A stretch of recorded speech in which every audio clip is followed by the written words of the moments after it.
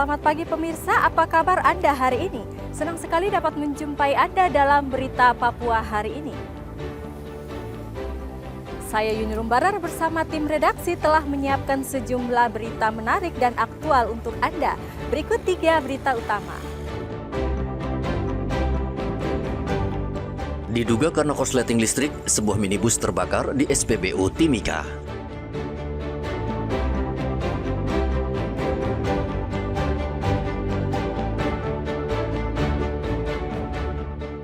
Ratusan mahasiswa berunjuk rasa mendesak DPR sahkan RUU perampasan aset.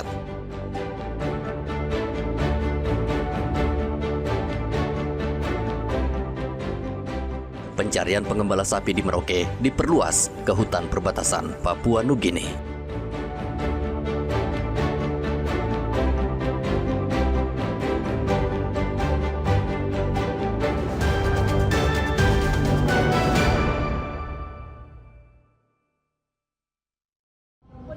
Sebuah minibus terbakar saat antre BBM di SPBU Timika. Kebakaran ini membuat kendaraan lain yang sedang antre BBM panik. Pihak SPBU merespon cepat dan berhasil memadamkan api. Kapolsek Mimika Baru AKP Putut Yuda Pratama mengatakan pengendara minibus mengalami luka ringan pada bagian tangan dan kaki. Kebakaran mobil di SPBU diduga disebabkan oleh korsleting dari aki mobil yang menimbulkan percikan api. Berjenis Avanza ini sedang mengantri untuk mengisi BBM. Kemudian indikasi awal yaitu adanya korsleting listrik di kendaraan tersebut sehingga muncullah api. Namun dari petugas SPBU sudah langsung cepat menggunakan apar untuk memadamkan api yang di mobil tersebut seperti itu. Sampai saat ini belum ada, kami masih melakukan pendalaman karena korban si pemilik mobil mengalami luka bakar ringan di bagian tangan dengan kaki. Kendaraan yang di lokasi sekitar di SPBU yang sama-sama mengantri aman karena langsung menjauh dari TKP. Beruntung kebakaran dapat dikendalikan sehingga api tidak merembet ke kendaraan lain. Mobil yang terbakar juga telah dievakuasi dari area SPBU. Polisi mengimbau pengendara rutin melakukan perawatan pada mobil sehingga tidak terjadi korsleting listrik. Igo Batmomolin dan Rian Tonai melaporkan dari Mimika, Papua Tengah.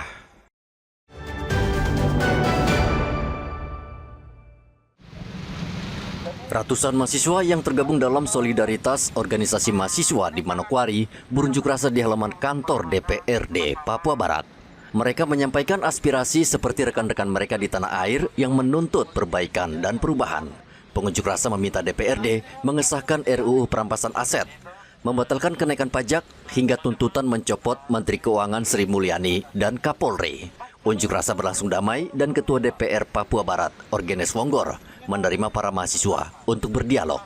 Ketua DPRD Papua Barat, Orgenes Wonggor, berjanji akan membawa tuntutan para mahasiswa ke pemerintah pusat dan menjadi pembahasan pemerintah daerah.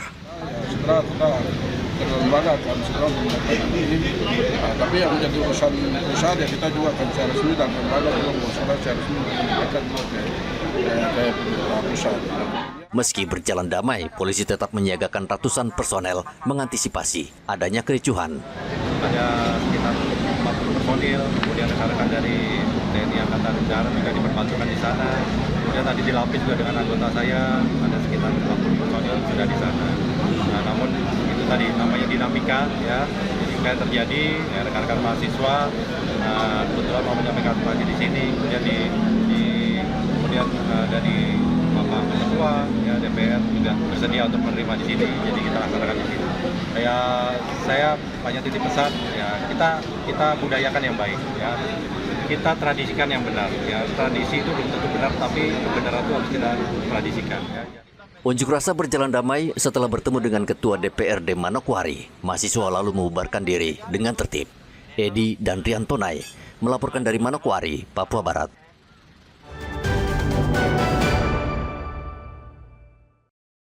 Seorang mahasiswi berusia 21 tahun menjadi korban perampokan di Jalan Brawijaya, Kabupaten Merauke, Papua Selatan. Perampokan terjadi pada hari Rabu. 3 pelaku tiba-tiba datang dan merampas ponsel dan tas berisi uang ketika korban baru saja keluar dari pusat perbelanjaan dan hendak menyeberang dengan sepeda motornya. Korban terjatuh dan warga sekitar sempat memberikan bantuan. namun tidak berhasil menangkap pelaku yang langsung melarikan diri. Di Jalan Brawijaya, depan SBM Merauke, telah terjadi kasus pencurian dengan kekerasan seorang pelajar mahasiswa inisial MS, dan dengan gerak cepat patroli Ramor Roda 2 Samapta Polres Merauke berhasil mengamankan 1 orang pelaku, dan sekarang pelaku sudah diamankan di rutan Polres Merauke.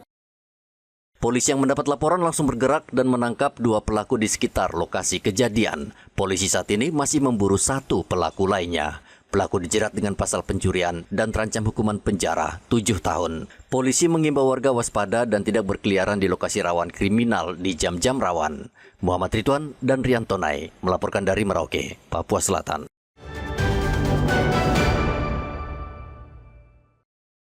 Sebanyak 9 ton BBM ilegal disita polisi di distrik Mimika Barat, Kabupaten Mimika. 9 ton BBM jenis solar ilegal tersebut sebelumnya sempat ditahan oleh warga dan pegawai di distrik Mimika Barat. Kemudian BBM tersebut diserahkan kepada pihak kepolisian. Diduga 9 ton BBM ini dibawa dari Timika dengan tujuan untuk melaksanakan operasi tambang ilegal di Kampung Wumuka. Kapolres Mimika, AKBP Bilianda Hildiario Budiman, mengatakan pihaknya masih mencari pemilik BBM. Sementara baru barangnya saja, ya barangnya. Tapi kita masih sementara untuk motoris kita minta keterangan sebagai saksi. Totalnya informasi sekitar 9 ton ya, nanti kita hitung lagi. Tujuan BBM itu di sana untuk apa? Ada laporan ke masyarakat, ke Kapolres? Ya, ini kita masih dalami indikasinya untuk aktivitas tambang ilegal. Kita ucapkan terima kasih atas informasi dari masyarakat, untuk menjadi informasi masyarakat, dan kita langsung tindak lanjut apabila ada kegiatan aktivitas tambang ilegal. Kita juga akan dalami telusuri asal-usul di BBM tersebut. Polisi menduga BBM ilegal itu akan digunakan untuk operasional tambang emas ilegal di Kabupaten Mimika. Polisi mengimbau siapapun yang membuka tambang ilegal akan ditindak tegas tanpa pandang bulu.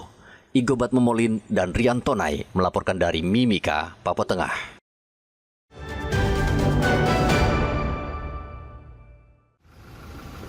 Hingga hari ke-11, tim SAR dan warga belum berhasil menemukan Imron yang hilang di hutan Naukenjerai saat menggembalakan sapi. Walaupun jumlah personel yang terlibat dalam pencarian bertambah. Selain tim SAR, TNI Satgas Pamtas dan Kepolisian Polsek Onggaya juga turun tangan membantu pencarian. Namun pada hari Kamis, tim menemukan kuda milik korban yang digunakan untuk mengembalakan sapi. Di sekitar lokasi juga ditemukan bekas pembakaran kayu. Tim SAR juga menggunakan drone untuk membantu pencarian dan menambah 2 unit mobil operasional untuk menjelajahi area pantai di sekitar kawasan. Dalam pencarian kali ini, tim terbagi menjadi 3 kelompok dengan harapan dapat lebih mudah terdeteksi jejak Imron di dalam hutan. Imron terakhir mengembala puluhan ekor sapi di kawasan hutan Naukenjerai, Kabupaten Merauke pada akhir Agustus lalu. Namun semenjak itu, pria berusia 45 tahun ini tidak pulang ke rumah, sementara puluhan ekor sapi yang digembalakan pulang ke kandang. Muhammad Ridwan dan Rianto Nai melaporkan dari Merauke, Papua Selatan.